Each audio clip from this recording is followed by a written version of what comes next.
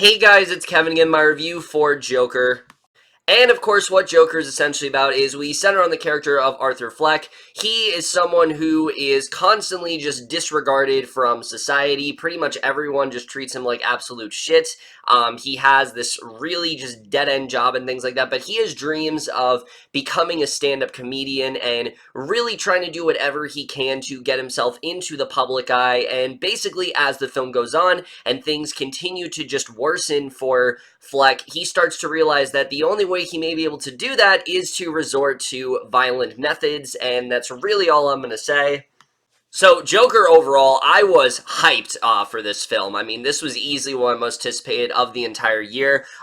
Similar to everyone, when I first heard that we were getting like a Joker origin story, I didn't really see the point of it. It just didn't really seem like something that would work. But then when they started to, say that there were rumors of like Leo being casted and all these actors I love, and then eventually Joaquin Phoenix was casted, that's when I was on board. That's when I knew this would be something special, because Phoenix basically, he doesn't say, he only says yes to projects that he's really confident in and that he thinks are going to be really great, and he only does stuff on like the indie side of things. So I knew the second he was casted, this was going to be something really special for sure. And after that, I got really increasingly excited for this film. I thought this could have been a really interesting look into who the Joker really was, but also kind of doing their own thing, and that's exactly what it is. This is easily one of my favorite movies of the year. Joker is a really different comic book film that's honestly nothing you've ever seen before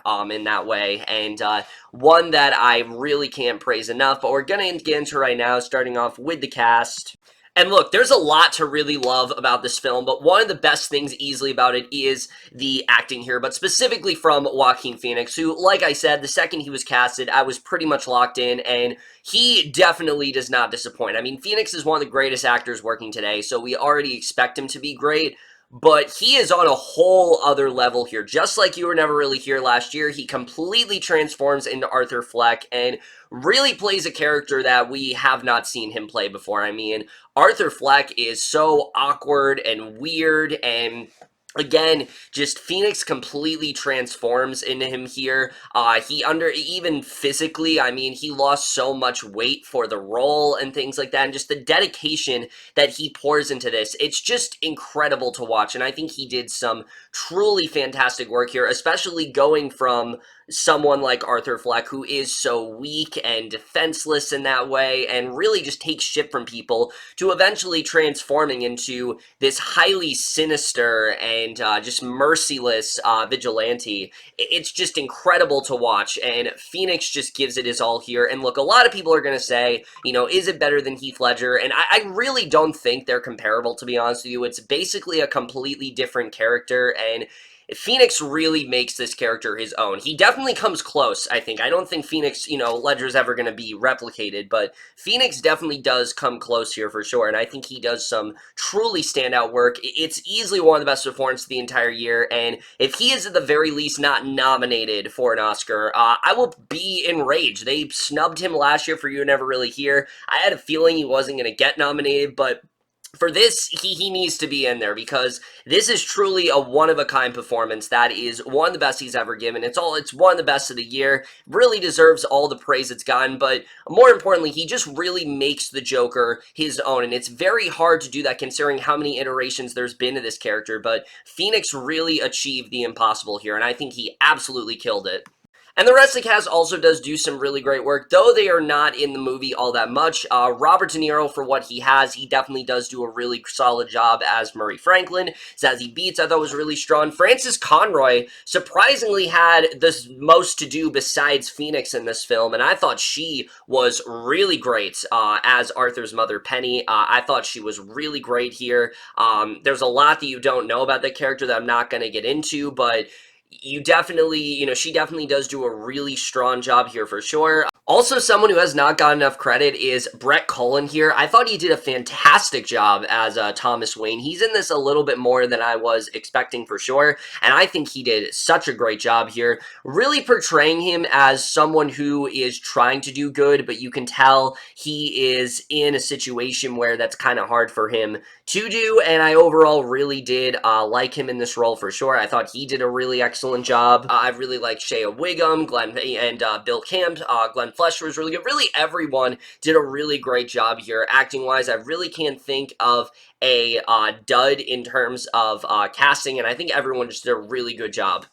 But now I really want to get into the thing that makes this movie special, besides Joaquin Phoenix, who, like I said, really does anchor the film, and that is the directing here, which honestly I do think is a lot better than people have given it credit for. I've heard a lot of people slam Todd Phillips for directing this movie because, oh, he's not experienced with this kind of film and things like that, and it needed a stronger director, but I think that's what makes it all the more impressive. I think Phillips does an excellent job in this movie with taking his traditional raunchy comedy tone and lending his talents more to something far more serious and really showing he has the capability to branch out and do something different. And it's similar to what Craig Mason did for Chernobyl earlier this year, the way that this is a director that's made some of the, some of the most pan comedies ever, and the fact that he was able to, switch gears entirely, that's very similar to Todd Phillips here, and I think he does an excellent job with that. There's not a single trace of raunchy humor in here. This is a very serious film, and I think Phillips does a really good job with that. This is a very grounded and just really raw character study, and Phillips pours his heart into this film, and I think he did a really great job with directing here. I was very impressed by it for sure. This is a film that, yes, it definitely is very depressing, and it's not like your typical comic book film at all. This is not the type of comic book movie where you watch it to escape for a little bit and it's, really fun and that kind of thing. That's not at all what this is. This is a very depressing and very bleak film, and really substitutes that sense of wonder and awe for something far more grim, and I really do appreciate Phillips for going there. He could have easily tried to heighten this and try to add some, humor into there, but he really doesn't. This is a very serious film that is probably one of the most depressing films out there, honestly, and again, a lot of that is due to Phillips directing, but the writing here is also fantastic. I mean, this is easily one of my favorite screenplays of the entire year.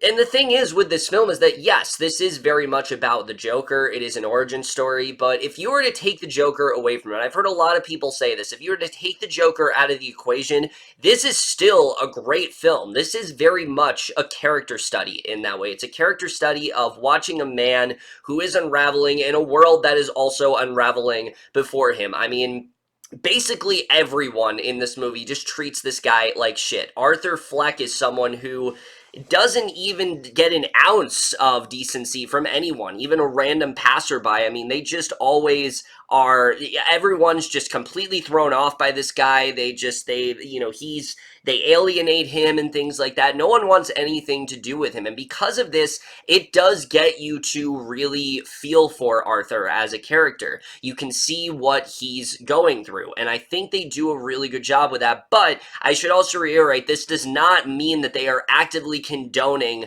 the violent acts that Arthur eventually goes off to do. It's just more of, because of basic human decency, which almost no one in this movie has, you really do feel for Arthur as a character, and you see what he's going through. I mean, he has huge dreams of wanting to become a stand-up comedian. He will often go on to his TV and try to mimic what those comedians are doing just so he can perfect his routine, and you really see how dedicated he is to doing that. But unfortunately, because of the fact that no one really respects him, you can see that this really does take a toll on him, and the film does a really great job of watching this guy go from someone that you can tell is misunderstood in that way and people turn a blind eye to someone that eventually embraces it. Eventually, Arthur gets to that point where he realizes, you know what, fuck it, nobody's gonna treat me well, everyone's gonna treat me like shit, they treat me evil, I might as well be that way. And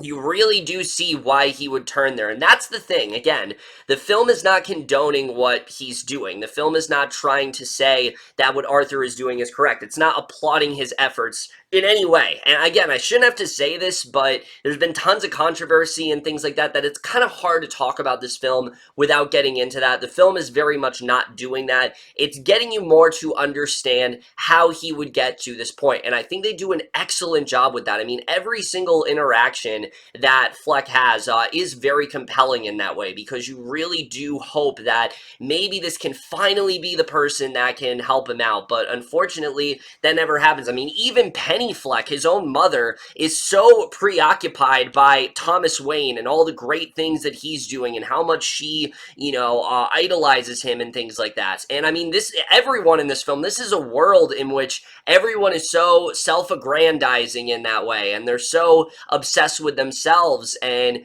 they really don't take the time to look at to help out someone like Arthur. And that's really what this movie is trying to say. It's all about, I think, the cruelness of humanity. And even though, yes, this movie does take place in 1981, it's a message I think still very much does apply today. There are people like Arthur that are very much cast aside. There are people like him that just aren't very well respected by society. And that's really what the message here is. And I think it's a very important message for sure. And I think what the film's trying to say is that if we don't help out those that are in need of it, and if we continue to perpetuate this narrative that that they are evil and that we shouldn't help them out, they will eventually become that, and they will eventually just become as cynical and as mean-spirited as everyone else. And you really do see that happen for Arthur, and it's tragic to watch for sure, because on one hand you do feel bad for him, but you know eventually what he is going to become. And the way they're able to still make this riveting, the way they're able to still make this even just a little bit interesting, I think is a real commendable effort, because this is a completely hopeless film throughout. There is not a sense of hope or an uplift or any sort of uplifting spirit throughout the entire film. And that can be very hard for some to watch. For some, it might be a little too much, because the film is always just really dreadful in that way. It always has this really somber tone to it, and I can see if that can turn someone off for sure. But I think it was absolutely the correct one. I think for the type of film they're trying to make, I think they did a really good job with that here. And Arthur as a character, like I said, it just makes him that much more compelling. And I also really appreciate the fact that this is very much a standalone. It also is not following the lore of the Joker. It's doing its own thing for the most part, and I really did appreciate that here, and I think they did a really good job with that overall. And when Arthur does eventually get to that place, because you know it's going to happen, you know that he is this ticking time bomb that eventually is just going to go off, and, just completely lose all humanity. It's devastating to watch. It's terrifying, of course, because you are so afraid of the Joker in that way. You know exactly what he's capable of. But it's also that much more devastating because of how preventable it really is. And again, I think that's the real message that this film is trying to... I think that's the real message the film is trying to display. And I think that's something that people are really overlooking, is that this is not some comic book film that is just disposable in that way. No, it really is trying to drive at a deeper meaning here, and I think it does a really good job with that. But the film also, I think, does a really good job of covering the subject of mental illness, and how even though, yes, we say we want to help these people, we don't really help these people. I mean, Arthur is someone who does have a very serious mental illness. They never address directly what it is, but I feel like that's kind of the point. But basically, he has this condition where, basically he laughs uncontrollably, and he has no way of fixing it. And it's very hard to watch in that way. And constantly, he tries to tell people that I have this condition, and they just turn him away. They just completely ignore him. And again, as sad as it is to admit, I think that still is very much the case for people like Arthur today. We don't want to admit that someone is helpless in that way. We don't want to admit that someone needs that care. We want them to just do it on their own. But for someone like Arthur, who is in the state he is, to the point where, he's basically not completely poverty stricken, but it's enough to the point where he's not very financially stable. He has a mother that it pretty much just kind of neglects him and doesn't really care that much about him. It really gives you a window into what Arthur really is going through, and eventually this all just builds up. It's not just like the regular Joker where it takes one bad day. No, he's had all the bad days. All his life has been a bad day. As he says to his therapist, I mean, he has nothing but negative thoughts, and that very much is the case here, and you really do see how that eventually builds up to him becoming this merciless psychopath in that way, and I think they did an excellent job with that here. And again, what the film is trying to say about mental illness and how we should try to help those in need, I think is a very important and relevant message that people really do need to pay attention to for sure. And look, people have brought this up before, and I'm just going to address it. Yes, the film does heavily, you can tell it is definitely heavily influenced by Scorsese. It has the look and feel of a Scorsese film, but I don't think that it is directly copying off of what Scorsese did. There are definitely moments that are channeling Taxi Driver and are channeling King of Comedy, but as a whole, the film is telling its own story. It borrows elements for sure, but I don't think that it does the exact same thing. So I appreciate the fact that, again, you can tell that it borrowed elements from it, but I also really love that at the end of the day, it is doing its own thing. It is its own story. It's not trying to directly copy off of what it was doing, and I did like that for the most part. So that really didn't bother me all that much. It definitely has bothered some people, and I can see why, but it's not something that I personally was annoyed by. Also, something else to note, if you're expecting a lot from like Robert De Niro or Zazie Beetz or someone like that, they really don't have a lot to do. In fact, most of the characters here don't have a lot to do because it very much is how Arthur views them, and because of how shunned away he is, obviously he's not going to have a ton of interaction with them. I mean, Robert De Niro's in only a few key scenes. He's definitely in it enough, I think. I think they did enough with that character, and I'm not going to complain like they underused him or something like that, but they're not used a ton. The only character, like I said, that's used almost as much as Arthur is Penny Fleck, which I think they did a really great job with. This is a character that is almost as mentally ill as Arthur. She has all these, like, delusions of grandeur and things like that, and you see how this has really affected Arthur. You can see how her her lack of parenting and things like that, how this has really taken a toll on him, and it's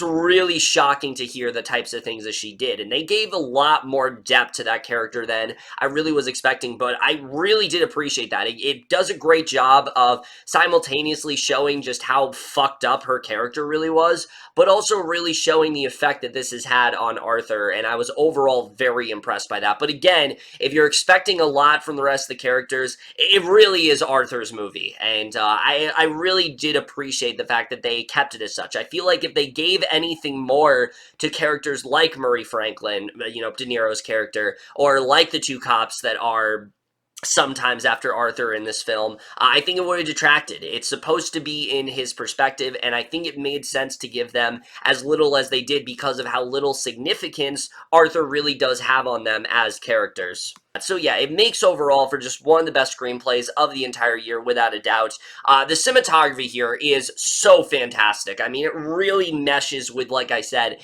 that bleak, hopeless tone throughout the entire film. It's very drab and gray looking, and I really appreciate that. And Gotham City itself, this is probably the most realistic it's ever looked, even more so than The Dark Knight. I mean, even though, yes, the film takes place in Gotham City, it could take place in New York. It could take place in any city. It basically is just a city that is being laid to waste. There's tons of garbage piling up. There's like all these rat problems, and even though Thomas Wayne is saying like we're going to do something about it, they're not doing anything about it. And that's also, I think, incredibly relatable for people. There are so many issues that go on. Even now, I mean, there are issues that are going on that people are just straight up ignoring because it's just easier to do that. It's easier to focus on our own needs and not focus on others. And again, that's a big part of this movie for sure. And again, this is not something that you'd expect to see in a movie about one of the most iconic comic book villains of all time, but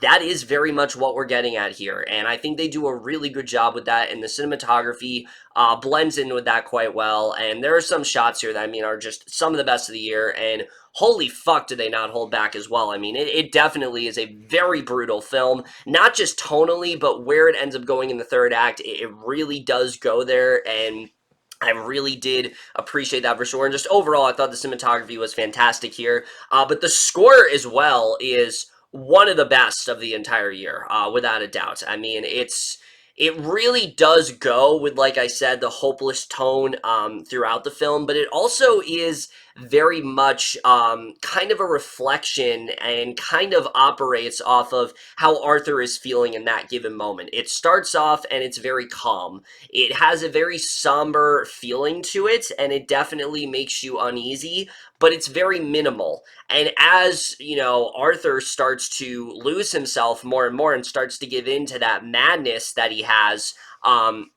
it starts to get a lot more bombastic, and it just makes for a really impressive score in that way. Like I said, it works off of Arthur so well, because the whole film very much is in his perspective, and I think they do a really excellent job with that here. I was so impressed by the score. It absolutely took my breath away. It very much, you know, adds to the momentum and things like that. And again, it's not at all like your typical superhero score. I mean, it's very bleak, and it's something that you would hear in like a serious drama, and I really did love that here.